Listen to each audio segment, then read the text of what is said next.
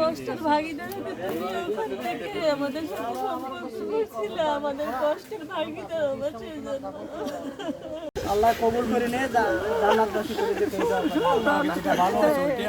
আল্লাহ কবুল তো করেছে, বিয়ে কবুল করেছে, আবার আল্লাহ উঠাই নিয়ে যাবে।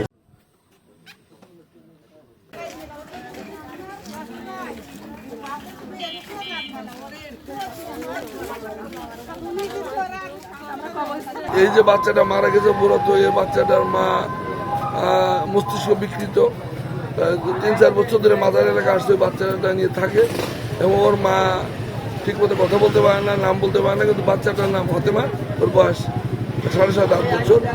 একটা মেয়ে। খানজাহান আলী মাজারে এখানে প্রায় দর্শনার্থীদের অনেক ভিড় ছিল এবং মহিলাদের যে ঘাটটা ছিল এই ঘাটটায় অনেক লোক গোসল করতেছে।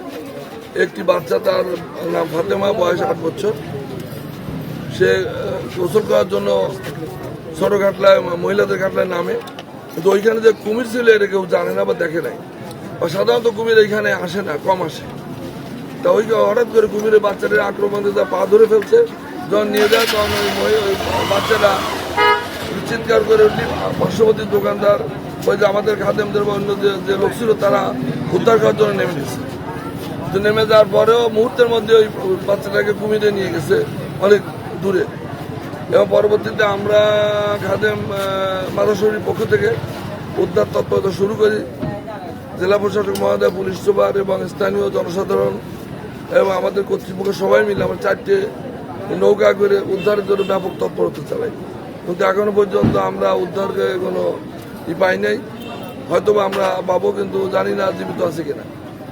তা ভবিষ্যতে যাতে এই ধরনের অনাকাঙ্ক্ষিত ঘটনা না ঘটে তার জন্য আমরা প্রশাসনের, জেলা প্রশাসক মহোদয়ের সাথে একটা মিটিং করে স্থানীয়ভাবে আমরা সিদ্ধান্ত নিব। কুমির একটি বাচ্চাকে ধরে নিয়ে গিয়েছে 7-8 বছরের। বাচ্চাটার মা প্রতিবন্ধী। এই মাজারেই সে মহিলা সময় কাটায় বাচ্চাটা নিয়ে। গোসল করতে নেমেছে বাচ্চাটি, তখন কুমিরে তাকে নিয়ে গিয়েছে। যে অনাকাঙ্ক্ষিত ঘটনা ঘটেছে এর জন্য আমরা মর্মাহত। আমরা দেখেছি পূর্বেও এ ধরনের কিছু কিছু ঘটনা অনেক বছর পর পর এখানে ঘটেছে। এখানে নিরাপত্তা ব্যবস্থার দুর্বলতা রয়েছে, এটা ঠিক। আমরা এই ইতিহাস ঐতিহ্য রক্ষা করব, এটা সত্য। তবে মানুষের জীবনমানের গুরুত্ব তার থেকে অনেক বেশি।